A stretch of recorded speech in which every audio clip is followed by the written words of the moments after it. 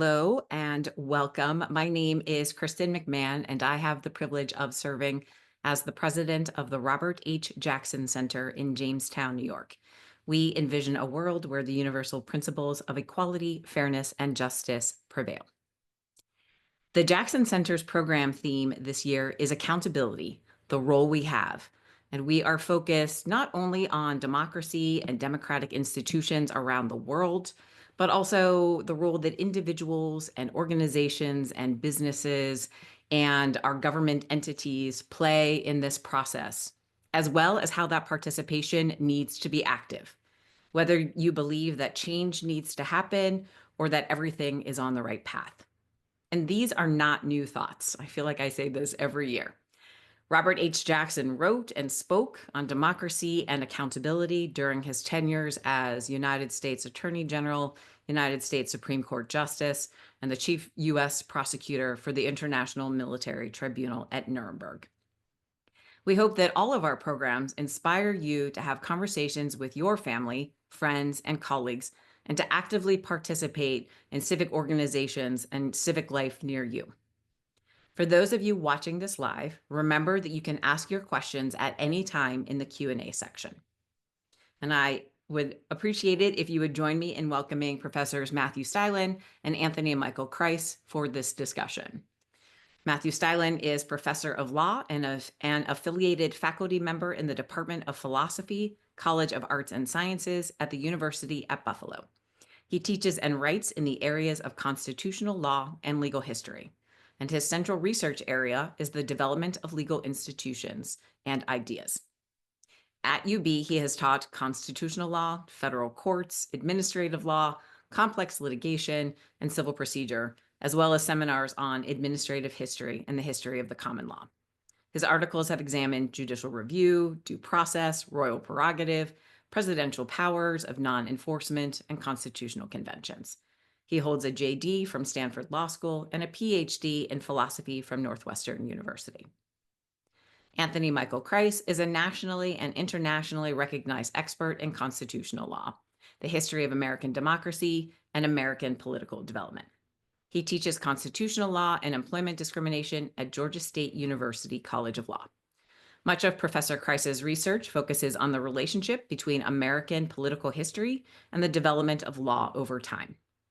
He regularly contributes legal commentary and analysis to international and national media, and this is just a small sample, but that includes the BBC, the New York Times, the Wall Street Journal, Fox News, and NPR. His book, Rot and Revival: The History of Constitutional Law in American Political Development, was published in 2024. He holds a JD from Washington and Lee University and a PhD in political science and public administration from the University of Georgia. Gentlemen, thank you both so very much for being with us today. We have titled today's program, The Guardians of the Constitution. And I relayed to Anthony and Matt that this program was inspired in part by seeing a lot of questions about how the courts in general, and the US Supreme Court in particular, think that they get to comment on whether executive branch actions or laws are constitutional. And I always like to start with what I think is the foundation. So I will pose here that I think our foundational discussion needs to start with Marbury versus Madison, unless one of you disagrees. And Matt, I'm going to ask you to brief the case for us. Thanks, Kristen, and thanks, Anthony. It's such a pleasure to be here at the Jackson Center again, although only virtually this time, an institution that I know and love. It's an utter delight to be standing virtually across the room from Anthony, whom I have known for a very long time. I remember him before he earned all of those accolades you just listed when he was a mere graduate student. I encountered him at conferences at Loyola University Chicago, I remember in particular. And I've watched his career with great interest, and he's done quite a bit on these topics. And so I know it's going to be a great conversation today. I'm happy to start things off on Marbury v. Madison, a notoriously difficult case to teach constitutional law students because of all the historical context that's required. I think Sandy Levinson got a lot of attention a few years back, writing an article taking the position that the case ought not to be taught because it was impossible to teach it in a responsible way because there's no way to familiarize the students with everything they needed to know to understand the case correctly. And if you look at constitutional law case books today, including the one that I teach from, you'll see that some of them don't contain Marbury. So a rehearsal of Marbury's basic facts is not just trivial anymore. I think you can be breaking new ground for some folks, maybe some of the folks on the webinar today. The basic context for the case is the partisanship that gripped the country starting in about 1790, so about 10 years, 10, 15 years before the decision in Marbury. And then we have the emergence of the first party system in the United States between the Federalists and the party that became known as the Democrats or the Jeffersonians on the other side. And the issues that divided them were things like the need for a national bank, the assumption of state debt, and in particular, foreign policy, the relative status of the United States in the dispute between Great Britain and France, whether we would be neutral or respect treaty obligations to France. And there was an emerging political ideology too. Jefferson is famous for his sort of like vision of America is populated by small farmers. On the other side, you have Hamilton, as everyone who's seen the Hamilton musical knows, and Hamilton has a vision that's quite different. The courts got drawn into all of this. They, in a number of different ways. One way in particular was in cases that were arising out of the foreign policy controversies of the time.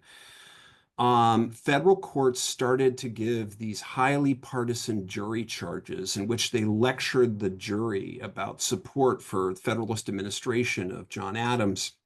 And this really, really angered Republicans. We have the passage of the Sedition and Alien Acts, which are the Alien Act again being in the news.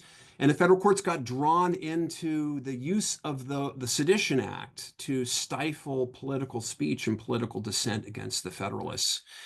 This was happening at the same time that the Federalists were trying to reform the federal court system. The federal court system at that time really just had two types of judges. You had Supreme Court justices and federal district judges. There was an intermediate category of federal courts called the circuit courts, but they were staffed by federal Supreme Court justices writing circuit as well as federal district judges. And from the very beginning, that court design had been almost intolerable for the Supreme Court justices who had to be on the road, metaphorical because there weren't any real roads, months out of the year. But it was a bad time to try to reform the courts and add new federal judges because the courts had been drawn into the political controversy, the partisanship of the 1790s, the Democrats versus the Republicans. And when the election of 1800 happened and the Republicans drove the Democrats, the Jeffersonians, drove the Federalists from power, the Federalists at last decided to take up the issue of court reform, create a whole new level of intermediate courts, staff them full of judges, and they appointed, I think, something like 16 Federalist sympathetic judges to fill the slots on these new courts. Well, the Republicans cried foul. And this is really the sort of immediate precursor of the dispute in Marbury v. Madison. At the same time, just like a week after, they created this new intermediate level of federal circuit courts and staffed those circuit courts with Federalist judges. The Congress, the Federalist Congress, which was a lame duck Congress, created a circuit court system for the District of Columbia that included circuit judges, but also justices of the peace, like local magistrates. And among the Federalists or Federalist sympathizers appointed to one of those justice of the peace positions was William Marbury. Now, that law creating a judicial system for the District of Columbia was passed something like 5 days before the end of Adams's term and the beginning of Jefferson's term. And so while all of the justices of the peace were appointed, I think it was something like 40 that Adams decided he wanted to name. Not all of the commissions that had been signed and sealed were delivered. And maybe everyone knows this part of Marbury. There was something like 16 that did not actually get delivered. Who was at fault? Well, in a strange turn of events, it was John Marshall himself, who was at fault. He was serving as Secretary of State and Chief Justice of the Supreme Court at the time the commissions were signed and sealed, and it was really his responsibility to deliver those commissions. He said in a letter to his brother a week later, well, I thought once they got signed and sealed that there was no real need to deliver them because the judgeships came with a term of 5 years. And so he thought once they'd been appointed, those folks were protected. It didn't matter whether they got a physical copy of their commission right away or not. Well, that didn't end up being right because 5 days later, Jefferson comes into town. The Secretary of State, the new Secretary of State, goes into the office, discovers all these commissions, and asks Jefferson what the president wants to happen. And the president apparently orders that the commissions not be delivered. In fact, Jefferson, it turns out, fires all of the justices of the peace that have been appointed by Adams. He says 40 people is too many. And he recess appoints something like 30 folks in their stead. 25 of them were candidates Adams had selected. 5 were candidates of his own choosing, but about 15 were left in the cold, including Marbury. And so what happens? Well, nothing for a while. Marbury tries various ways to get his commission. He writes to the Senate trying to get a copy of their journal, and they refuse to provide it. He asks the Secretary of State, who eventually becomes James Madison, for a copy of his commission, and it's not provided. So what does Marbury do? Marbury, along with 3 others, files a petition for a writ of mandamus in the Supreme Court. And that is essentially an order to an inferior officer to do their duty under the law. When this happens, it's like a firestorm. There's like an explosion of anger. The press, the Republican press, treats this as evidence of a conspiratorial plan by the Federalists to control the new administration of Jefferson from the judiciary. Remember, they created all of these federal circuit courts. They created these judgeships in the District of Columbia. Now they were going to try to tell Jefferson's own assistants, like the Secretary of State, not to do what the president had ordered them to do. It was absolutely intolerable, according to the Republican press. That was around the time that the Republicans in Congress said, well, we're going to repeal the law that created all of the new federal judgeships. In fact, they did do that. So they fired the 16 new federal judges that had been appointed after the creation of the federal circuit courts. They just eliminated the law that created their seats.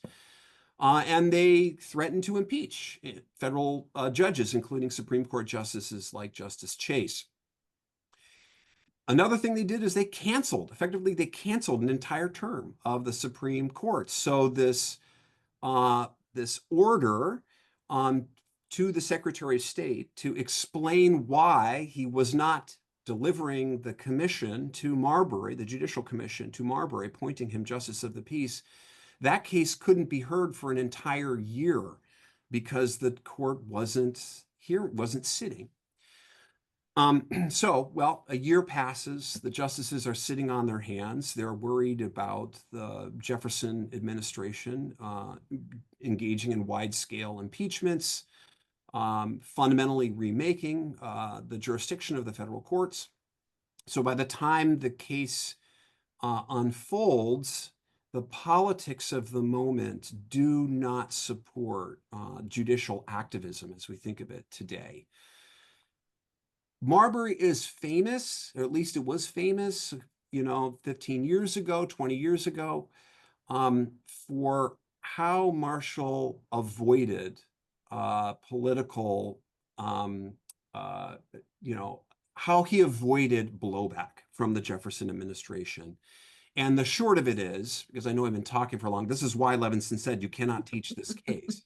So let me, without getting into the details of the argument, the short of it of what happened was, of course, that Marshall held first that Congress could obligate the Secretary of State to produce a copy of judicial commissions if it passed a law mandating that the Secretary of State produce such a commission. So the administration is subject to law passed by Congress.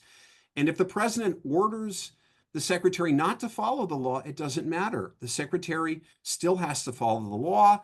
If he doesn't follow the law and it violates someone's individual rights, as it did in this particular case, because Marbury had a right to his commission, then the courts have a role to play as well, and that is to provide an appropriate remedy for the violation of an individual right. In this case, a mandamus, an order to the secretary to produce the commission, looked like the right remedy. That was what mandamus was historically used to do. But, and here's the genius move, the federal law granting the court the power to issue the mandamus was unconstitutional because it exceeded the court's power under Article 3 of the Constitution, which is, of course, the article that says what the court can do. Among other things, that article restricts exercises of original jurisdiction, where a case begins in the Supreme Court, to cases involving states or ambassadors. And Marbury was neither a state nor an ambassador, so he couldn't begin his case there by petitioning for a writ of mandamus. So they couldn't give a remedy, even though one was deserved. This was the slap to Jefferson that Jefferson could do nothing in response to, and that's why the conventional view of the case is that it was a bit of political brilliance. Understandable, and really set up. I think I remember learning in high school, probably history class, about the co-equal branches of government, but the judicial branch sort of being the weakest of the three, which was always a struggle for me to equalize with the co-equal branches of government.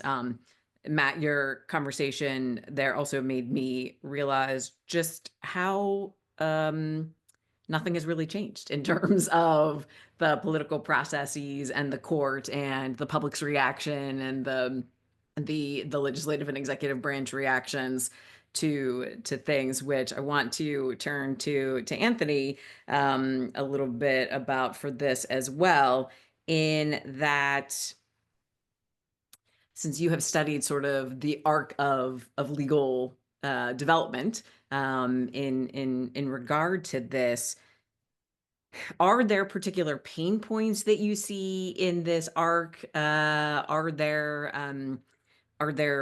eras that we should pay attention to in terms of how they have navigated these challenges?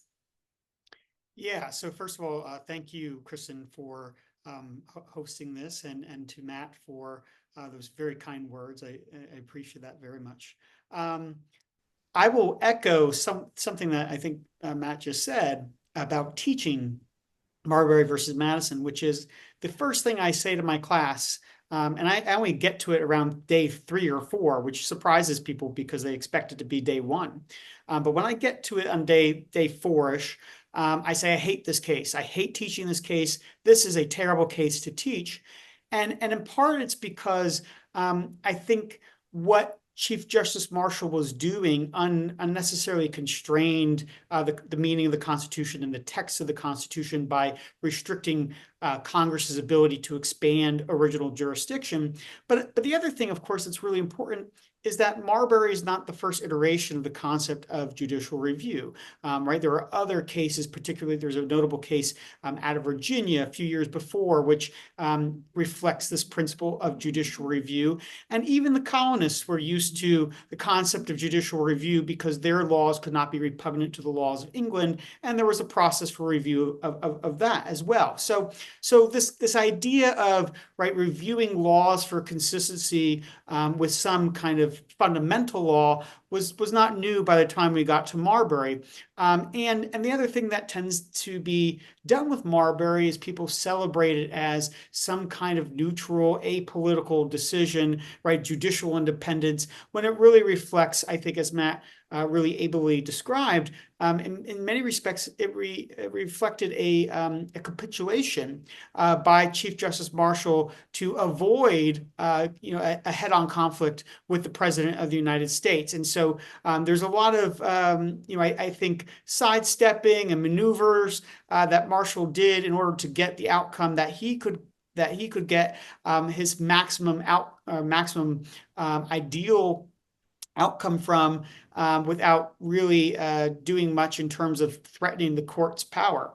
But that's only the beginning of the story in many ways. And I think what we do see over what we have seen over time is that judicial review is not apolitical, and that many times I think we can see the origins of judicial precedent and judicial, or I should say jurisprudential ideas, constitutional ideas, originate many years before a court will ever articulate them. And so something that I try to show in my book is that every few years we have a really important presidential election that shapes the way the body politic thinks about the Constitution. And so every election year, we heard it last year, this is the most important election of your lifetime, and it sounds nice and people like to hear it. It's just not true. Every election is important, absolutely, but not every election is equally important in terms of the long-term arc of American politics. And so the election of 1800, the election of 1828, the election of 1860, the election of 1932, 1980. These are all really, really ground-shifting elections where a new president comes in, right? Whether it's, here Jefferson or Jefferson, Jackson, Lincoln, FDR, Reagan, and they reset the fundamental governing commitments of the nation. And so they have a really long-term impact on the way the American people think about, right, the way politics should work. And so very oftentimes we see these ideas and these principles articulated in these major elections and in kind of the early stages of policy formation. And by virtue of the fact that we select Supreme Court justices through a political process, they tend to reflect those governing commitments. So, right, of course, a president nominates a Supreme Court justice, and then they are confirmed after advice and consent by the Senate. That mechanism of choosing Supreme Court justices means that they're inherently going to be political, and the exercise of judicial review as a consequence is naturally political. We just generally don't, or very often the American public may not see it as political because the Supreme Court is generally in lockstep with the majority view of the electorate and with the majoritarian impulses of the political coalitions that tend to dominate those eras. Where we see that the tension sometimes, and we see these calls of or these calls against judicial activism, or the kind of a court or the courts overstepping their constitutional bounds or their constitutional duty, tends to be where they overstay their welcome a little bit. So I think many people are very familiar, of course, with the 1930s era court, the Hughes Court, which struck down many of FDR's New Deal programs. And of course, FDR pushed back, and there was the whole court packing plan. I think even more importantly, the Democrats just kind of totally swept the 1936 elections, and the Supreme Court in 1936, 1937, began to take a position that was not so dissimilar from Chief Justice Marshall back in the early 1800s, where they're standing kind of against massive political headwinds, and because the court doesn't have force nor will, they don't have the power of the sword nor the power of the purse. They only have their judgment. They really do rely on their institutional capital to have their ideas put into effect and to have their constitutional mandates followed. And so we saw in the mid-1930s, just like in Marbury versus Madison, the Supreme Court capitulated to a much more strong political movement. And so that there's this kind of story there, right, that people generally don't think about, because we highlight certain moments where there's tension between the president and the courts, or Congress and the courts, or the president and Congress and the courts, and they're seen as kind of discrete moments.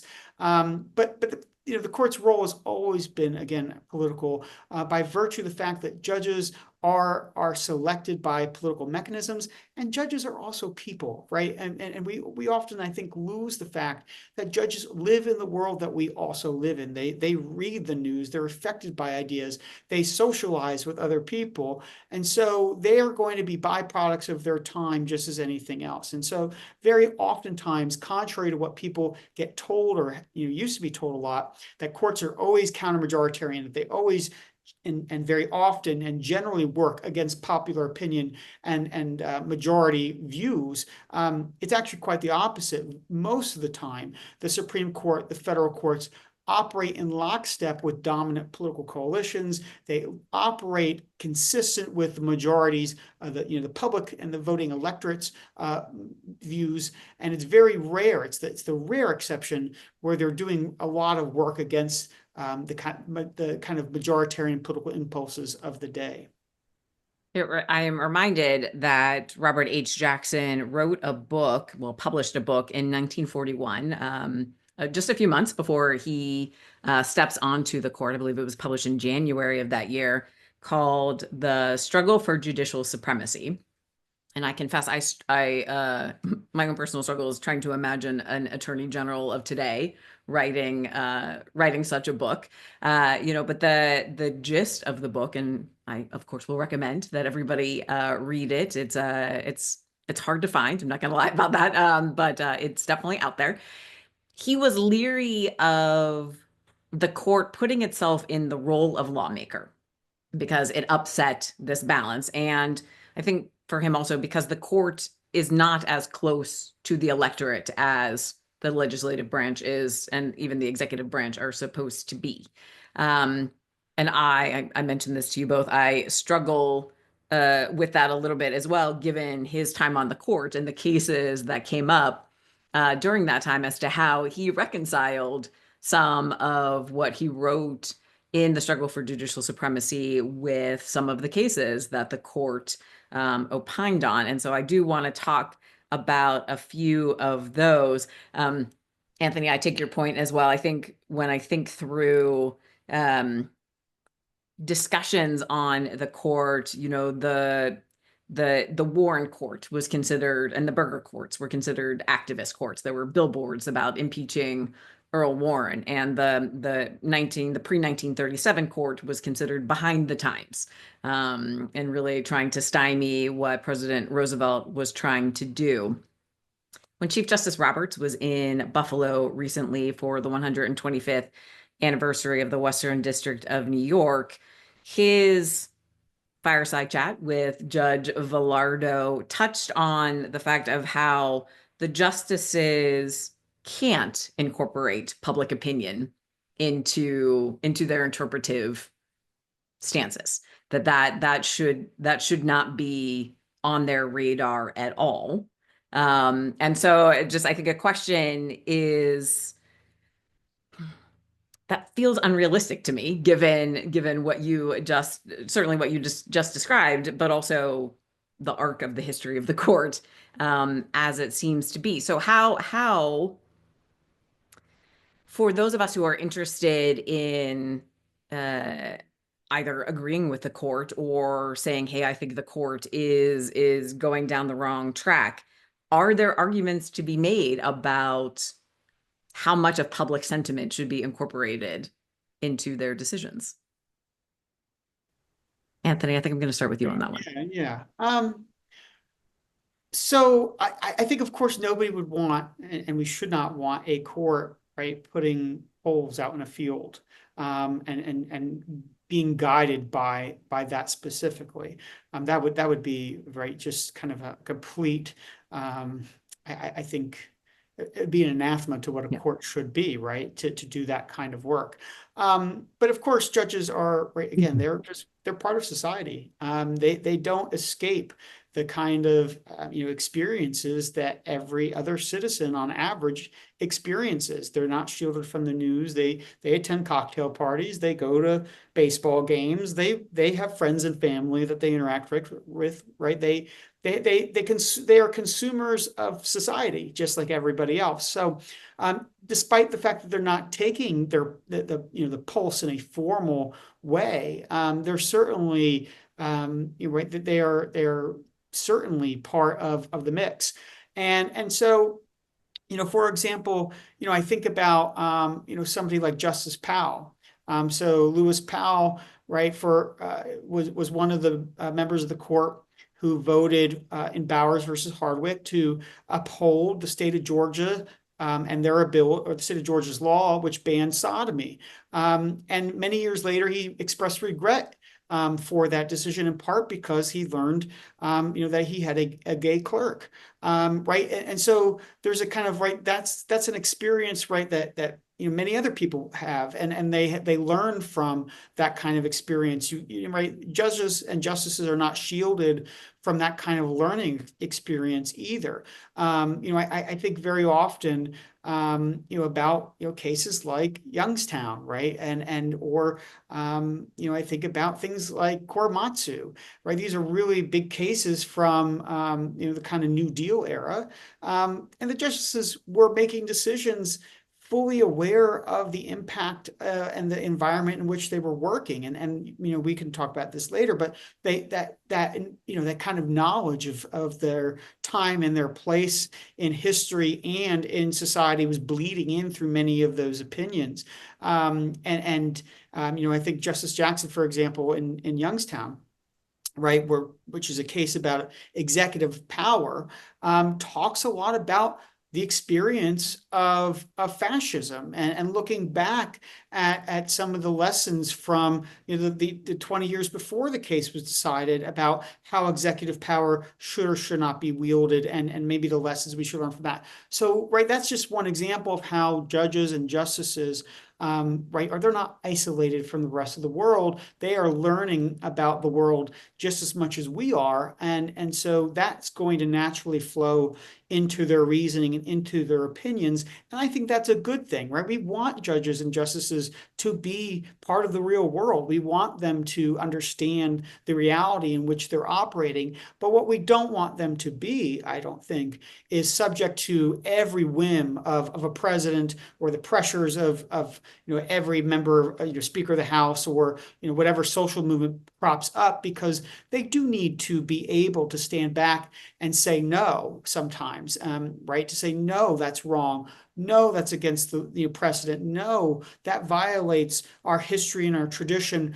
Let's stop in the hue and the cry of the moment and rethink what we're doing here as a society. So, I think it's it's one of those things where we do want them to be, part of society, learning like the rest of us, taking in the lessons of things that are ongoing, but at the same time, they need to have the independence institutionally to be able to say no when passions get too hot, and things run kind of get the trains kind of come off the tracks.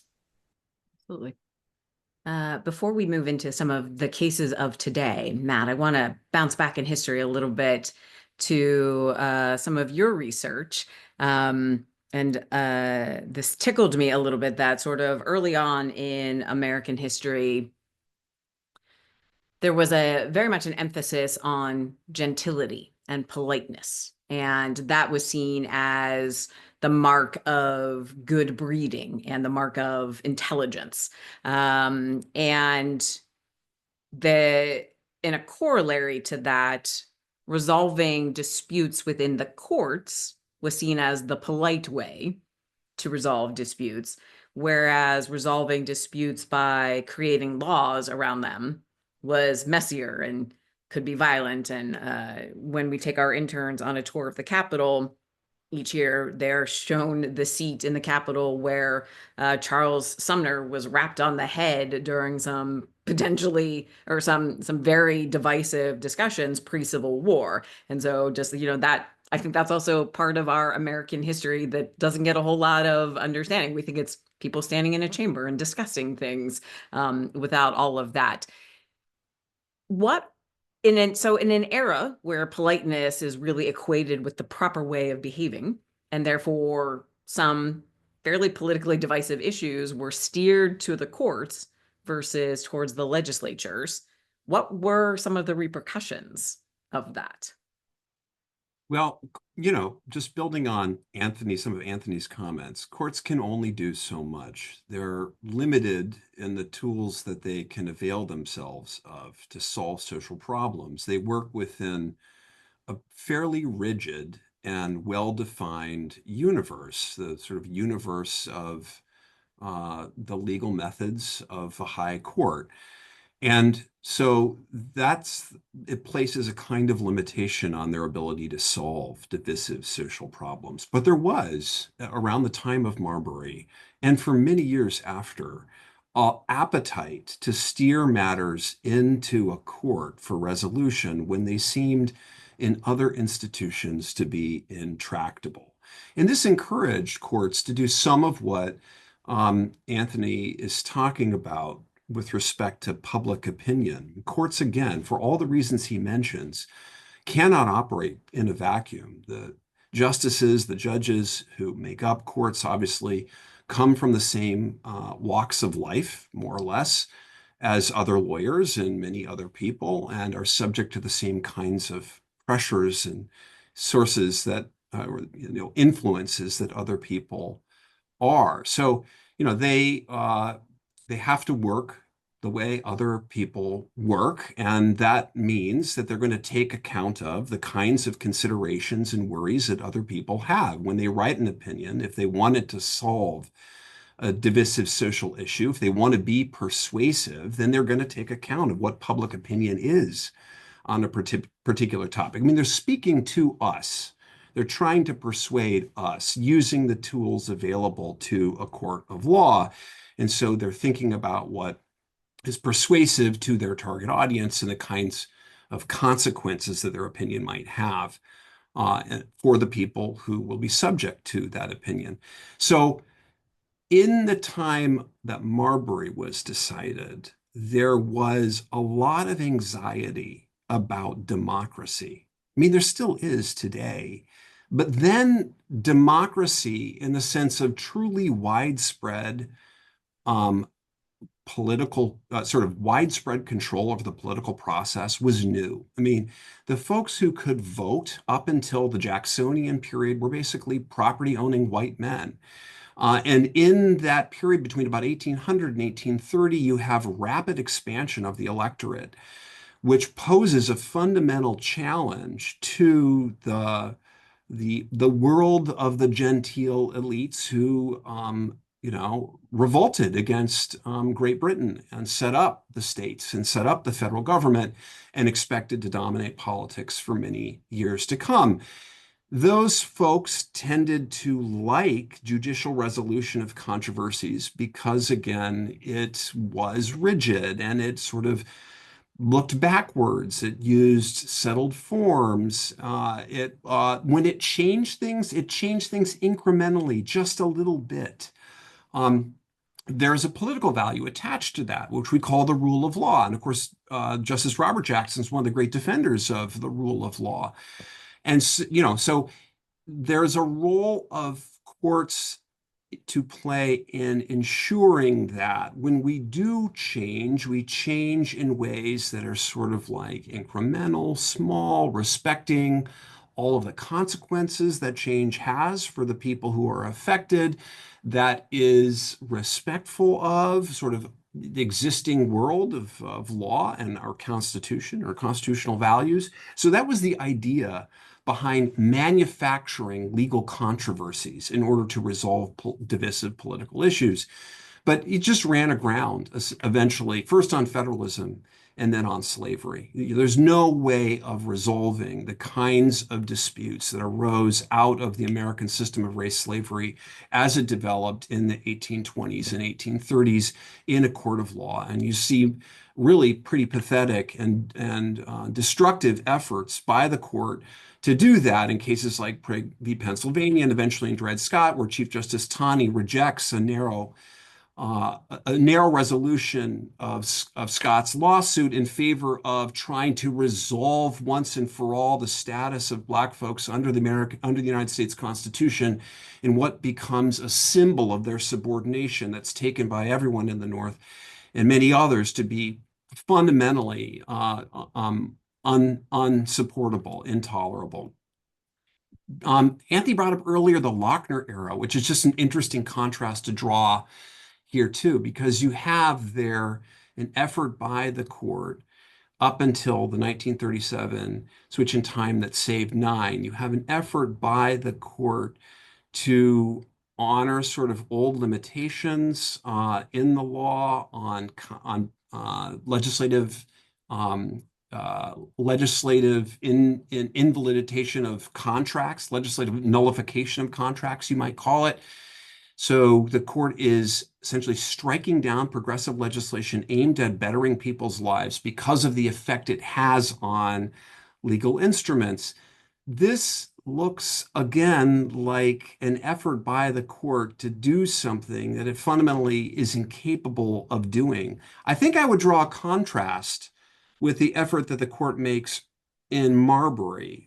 So Anthony characterizes Chief Justice Marshall as essentially capitulating to Jefferson. And I don't think Jefferson felt that the Chief Justice had capitulated. He was really angry under the collar, hot under the collar about what Marshall had said. And that's because what Marshall said in the Marbury opinion was in effect that Jefferson was trying to rule in a lawless way, that he was giving commands to inferiors to violate the law, and that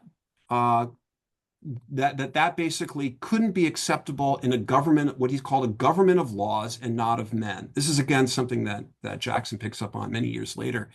That, I think, though there was plenty of criticism of Marbury and plenty of criticism of Marshall, there was nothing like the popular rejection of the Lochner era court that we saw in the 1930s. There was essentially broad agreement for many years to come, though there's not a lot of cases involving judicial review, that the court has a power of judicial review. And there, despite the usage of it there against a president who had just won in a great and important election, as Anthony describes it. So these things are complex, and getting the exact characterization of the political moment correct is sometimes difficult, and it will result in different evaluations of the court's intervention. Oh, that makes sense. I am going to encourage our audience to ask their questions as we move into this next section as well, because something that comes up, I feel, a lot in the judicial review discussion is the role of precedent and stare decisis. And thinking back to Brown versus Board of Education and the Plessy-Ferguson case. And, that's because it's a Jackson related case. That's always the first one that comes to mind for me. But I do want to spend a little time talking about the role of precedent within judicial review. So, for example, the Barnett case, which was another Jackson case, overruled basically the Gabaitis case, which was only 3 years before that. If we move to more present day, with the overruling of Roe versus Wade in the last couple of years, that's more of a 50-year span in terms of precedent. Is this more a function, I think, Anthony, of that sort of as they learn more, as the sort of public wins influence more, this is what results? Or is there another way that we should think about how precedent functions within the judicial review system? Well, I think the most important elements of whether or not precedent survives is one, a question of path dependence. So if a precedent gets overturned, how many other things will kind of collapse if that precedent is not upheld, and reliance interests, which is very similar, but do people, does the public, does a large swath of the public have a vested interest in keeping a precedent on the books, notwithstanding maybe a court's inclination to undo it? But generally speaking, I think precedent comes and goes. Precedent changes based on the court as it reflects dominant governing coalitions and their ideological commitments. And so, for example, Dobbs came about and overturned Roe in large part because the Reagan coalition, the Reagan Revolution, continued to have success, and that was one of the major elements of the Reagan Revolution from the 1980s. And so we see people who were part of that movement, right, like Samuel Alito, like Chief Justice Roberts, increasingly have more power on the court, and eventually, after President Trump in his first term nominated three members of the court as well, right? That the coalition's long kind of long endeavor came into being. I think it's very similar when I think about something like Brown versus Board. We often think about Brown versus Board in a kind of an isolated way, like in 1954, it just happened. And of course, that's not true. I mean, there was a lot of work. There's a lot of politics that happened well before Brown versus Board that made Brown versus Board happen. Right, part of the New Deal coalition's ideological commitment, right, was to radical democracy. It was to advance principles of liberalism. You can see that as early as 1938 in the Caroline Products case, where in the famous footnote 4, the court articulates this idea that civil rights, civil liberties, things that might discriminate against discrete and insular minorities, laws that might disproportionately harm people who have been historically disfavored and discriminated against, the court should be the guardians of their constitutional rights and should breathe a little bit more analysis into their cases as they come along, right? And as the politics of the moment and liberalism and racial liberalism in particular became more and more central over time into the meaning of what it was to be a New Deal liberal, right? And you start to see New Dealers become members of the court and eventually become pretty much all the members of the court in some way, shape, or form for a while. And then, even with Eisenhower's appointments, I mean, they weren't really particularly conservatives at all. You get a court that reflects those kind of New Deal ideological commitments. You get a court that reflects those kind of hard-wrought political wins on the ground. And so, Brown versus Board of Education in many ways is a reflection of the early principles that were laid down back in the 1930s with the New Deal coalition, and a byproduct of both the selection mechanism of getting New Dealers on the court and building the political will and the political environment necessary to get the court to step in and undo Plessy and start to undo some of the laws that were that were there in order to enforce and create Jim Crow. And so I always like to teach these cases as, things come and go. I mean, this is just kind of the nature of it. Now, of course, that doesn't mean that we all have to accept it, right? Like not, I always tell my students, I think in law very often myself as being hypocritical. When I was a person personally, I wanted Roe to be upheld. And I said, well, that's precedent. But there was a case not too long before the Dobbs case dealing with whether sexual orientation and gender identity discrimination was unlawful under Title VII. And there had been many precedents set by circuit courts that said, no, you can't bring those causes of action. I said, well, overturn that precedent, it's wrong. And so, I think very oftentimes, talking about stare decisis is the last refuge for people who know they're about to lose. But on the other hand, I also think, kind of to something that Matt said, the rule of law does mean that we should be moving incrementally, and we should be moving, we should not just be undoing principles left and right, and without serious consideration. But when those things do happen, they are very much a byproduct of the politics of the moment and the politics that made the court that is rendering that decision. I just picking up on Anthony's remarks there, I do think we tend to focus on these dramatic reversals, like occurred in Dobbs and in Brown, when the truth is that precedent, sort of the court is changing things constantly, but it's changing things in ways that aren't always visible, that are hard to detect. Sometimes the court thinks it's simply reaffirming a rule and applying it to a new set of facts, but what isn't obvious at the time the court makes its decision but becomes obvious later is that there's been a pretty dramatic change. So if you take Brown v. Board, and if you take Dobbs, you can do this with Dobbs too. If you take Brown v. Board, as Anthony suggested, there was a whole series of cases leading up to Brown, and they weren't just important because they were the marker of a sort of new regime in American political development. They were also significant because those cases had the effect of whittling away the practical reality of Plessy to the point where separate but equal had a very limited meaning in the context of educational institutions. Law schools played a key role in a number of these cases. You may know some of them. I think one of them involved Missouri's effort to create or to pay for Black students to go to another law school. Another case involved Texas's effort to sort of like draw a line down the middle of the law school cafeteria.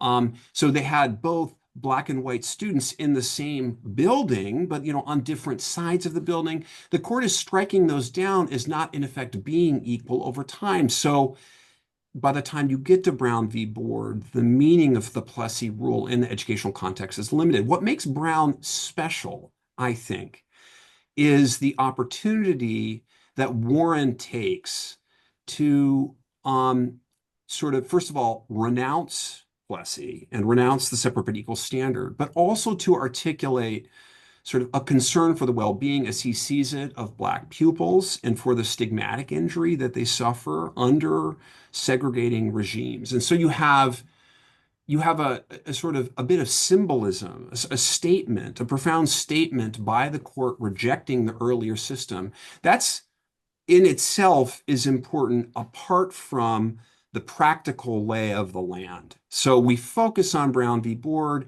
We talk about stare decisis. The reality is the legal regime had already largely crumbled. What Brown does is announce sort of a new one. You can see this in Dobbs too. And for defenders of Roe, as I was, it hurts because of the way the court describes the Roe decision as being sort of badly crafted, unpersuasive, wrong from day one, a fundamental departure from how courts ought to make decisions and how American courts had make decisions, points about which I disagree, all of them. But again, what the court is trying to do, I take it, is to sort of like announce a new regime and fundamentally reject the old one in the same way. We still had, the right to an abortion had been narrowed and limited in a whole range of cases leading up to Dobbs. And so there's something similar that was happening there. Yeah, that's helpful. I do think that for most people, we tune into the big I'll put that in air quotes, the big cases, and they feel like an upset. But history does tend to show that whether it's a chipping away to expand rights or chipping away to narrow rights, there's usually a through line that you can track to understand how you got to where you are. Which leads me to some of the things that are pending before the court at the moment. And there are actually two cases, two subjects that come to mind for me. One, Matt, your comment just now about how the stigmatization of African Americans and Blacks was part of what was factoring into the decision, and I'm mindful of, and the name of the case has just gone out of my head, but the case that came out of Maryland with regard to some of the books that are being taught in the schools in, I think it's Montgomery County, might be Prince George's, that the school board chose to, what they thought, better reflect their community. So they do include LGBTQ books and things along that line. And that argument was just heard in the last couple of weeks. And then I think the other one for me is all of the discussion about birthright citizenship. And so, Anthony, I think I'm going to start with you just in terms of how. I'm not going to ask you to predict what the court is going to do, but in the concept of judicial review, are there things leading up to either one of those that we perhaps can see those through lines in, and so gives us some insight into what's about to happen, or I'm honestly not sure what the corollary of that is. But so I'll stop talking and let you talk. I mean, I could go on and on, about 3 times the amount of length that we have left. So I'll be brief, but I think to kind of tie back to what Matt just said, oftentimes we see the court do things incrementally, and so that the rules kind of change a little bit over time. That's not the case with birthright citizenship, right? We have had an unbroken rule in this country, pretty much almost generally since the founding, and by that I mean, before the 14th Amendment, there was no question that if a white person was born in the United States, that they were a citizen, right? And then that's kind of reflective of the common law rule. The 14th Amendment was meant to go back to the common law rule completely and totally, and to take into account recently freed persons who now needed, right, to be protected from states that may not want to recognize their equal citizenship. And so, right, there is later the case, or I should say during that debate, everybody knew what they were talking about, what they were doing. They knew that if you were born here, you were a citizen, period, full stop. We get the Juan Kemar case. The Supreme Court says, right, in the late 19th century, this is the rule. Nobody's challenged it since. That is the way it's operated ever since. And here we are in 2025, and people think, well, let's uproot this. There is no, whether you are a textualist, an originalist, and a kind of an evolving constitutionalist, a pragmatist, you name it, everybody should be on board with this, because, or on the same page, that birthright citizenship means if you're born here, you are of native birth, you are an American citizen. And again, this is something that Justice Jackson was very clear about in the Korematsu dissent. Fred Korematsu was a citizen, native born, his loyalty is not questioned. And that's the rule that we should still operate with. So we don't have this kind of constant erosion. And so I would think that the court would uphold that history and that tradition, because we haven't deviated from it, and we shouldn't now. Thank you. And I am also mindful of the time. Anthony, your comment also just made me think we should consider a program on all the ways to interpret the Constitution and how they interplay with each other. So first of all, let me thank you both for participating in this conversation today. You provided a wealth of information, and I deeply appreciate that. And so a couple of upcoming program notes for our audience. On June 5th at 6 p.m., Professors John Q. Barrett and Barbara McQuaid, who is also a former U.S. attorney, will be in conversation here at the Jackson Center.